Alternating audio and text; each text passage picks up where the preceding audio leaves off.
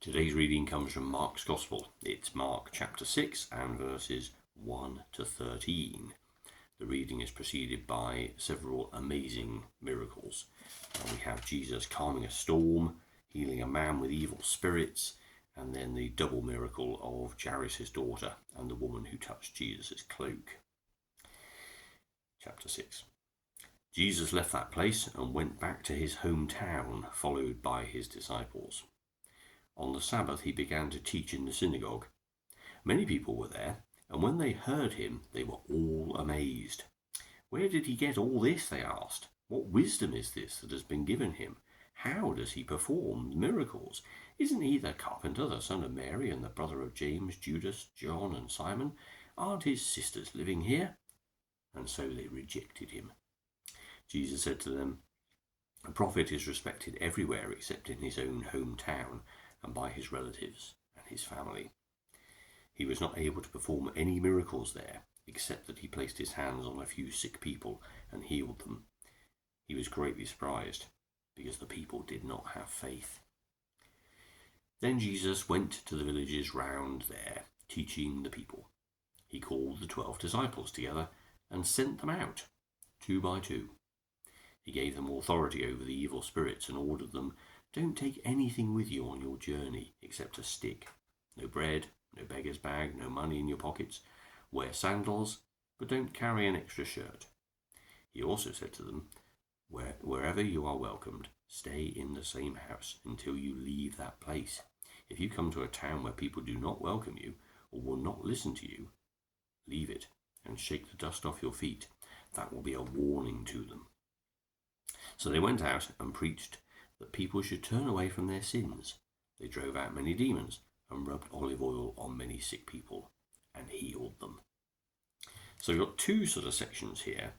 One is a return to this idea about family and friends having a problem with Jesus, as we had earlier when people say, "Oh, your mother and your brother and your sister are here."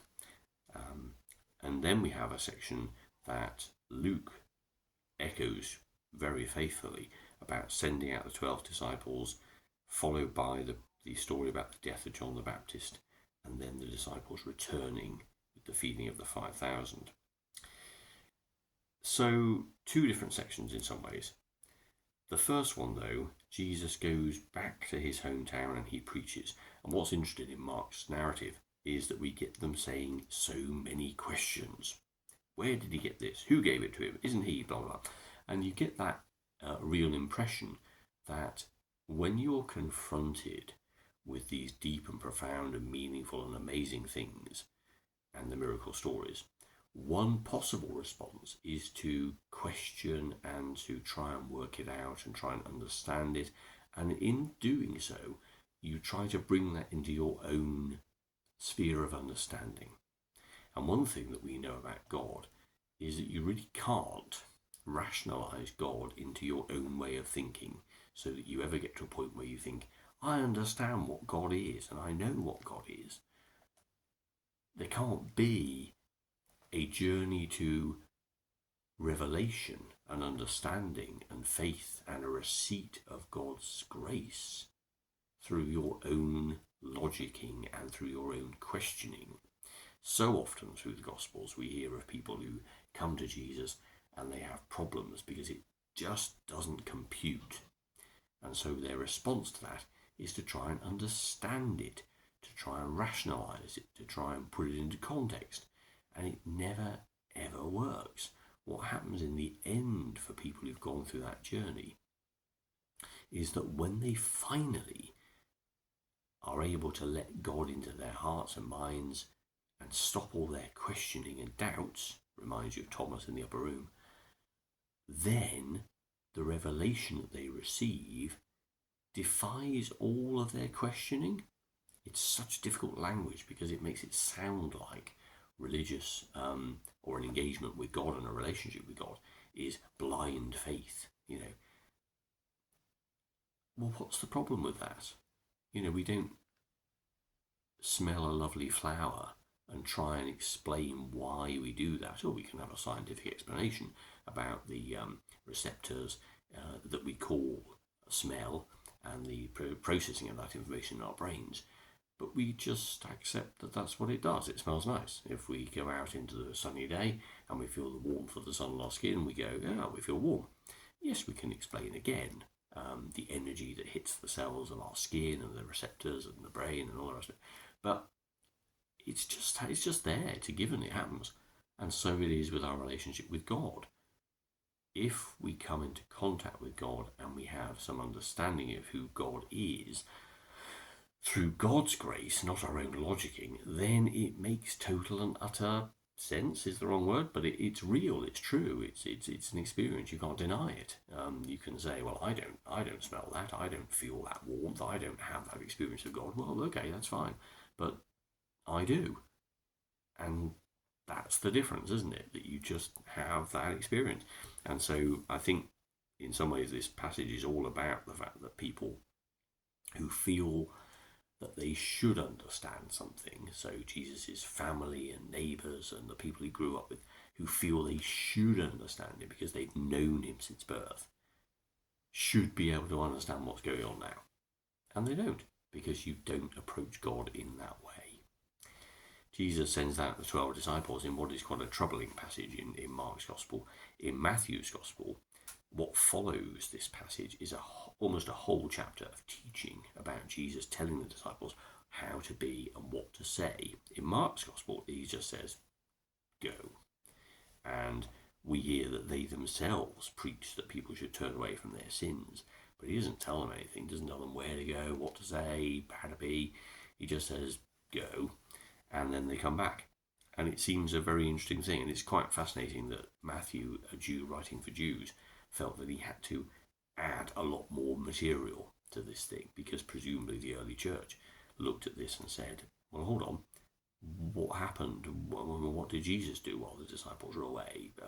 And what were they told to do and say? And how did they know when to come back? And other such questions, which again, probably don't really matter.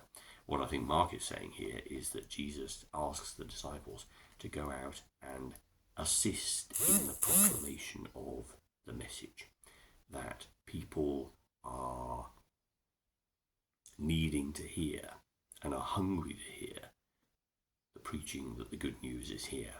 And that's the thing he sends them out to do.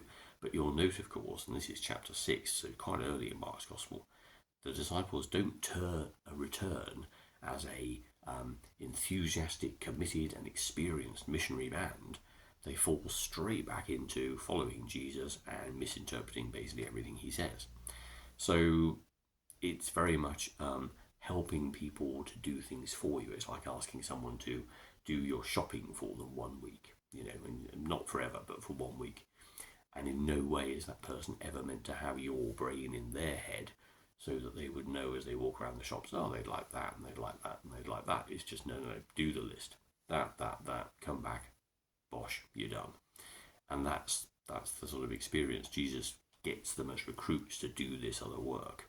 But Mark isn't interested in what happens to their mission or anything about them. They're just sent out to do this thing. So they're curious, two passages really. They in some ways don't really go together. They're part of a narrative that Mark constructs. But what is interesting, I think, about this is certainly the questioning. I mean, this idea that people would come and try to understand God through their own logic, and it just doesn't work. You can't peer at someone's arm with your eyes and get an X-ray photo. It's not the way radiation at that wavelength works. We need a different device. We need something else to do that. You just can't do it using those tools. And the thing here is that, yes, the disciples are called to go out and spread that good news. There continues, of course, always, forever, to be a need for people with warmed hearts, people who understand God in their hearts, to go out and tell others about it, because it is good news. The man who was healed of his evil spirits went through all the 10 towns, we're told in chapter 5, verses 20, telling what Jesus had done for him, and all who heard it were amazed. And I think that's a good missionary message, to tell people what Jesus has done for you. We don't talk about the abstract here. Isn't it great that the sun shines? Because sometimes your skin can be warmed by the energy that it emits. People need to go out and experience it for themselves. But if you say, well, this happened to me, and this is the difference that God's made to my life, well, then that's a much more compelling message, because you're not asking anyone to believe the same thing. You're just saying what happened to you. And if people think that you're not some kind of mad, crazy person, or you don't have some weird agenda, that you're just literally imparting a joyous and wonderful experience, then that is compelling. We all like to hear stories of people who've had fantastic times, done exciting things, who are filled with passion about other things. That's the compelling missionary force, isn't it? And the disciples went out and they achieved a degree of success. But I wonder how much they pointed towards Jesus and how much they actually just did what they were told. They preached the good news, but did they actually go around to people and say, we're following this man called Jesus and he's done this and this and this and I feel this and this and this as a result? I wonder. Certainly they don't seem to have come back as transformed, enthusiastic and committed missionaries as they do post-Pentecost. But for you and I in a post-resurrection age, we do have that enthusiasm, we do have that commitment, we do know the reality of God's love in our lives, and we're called to talk about it in action and sometimes in words.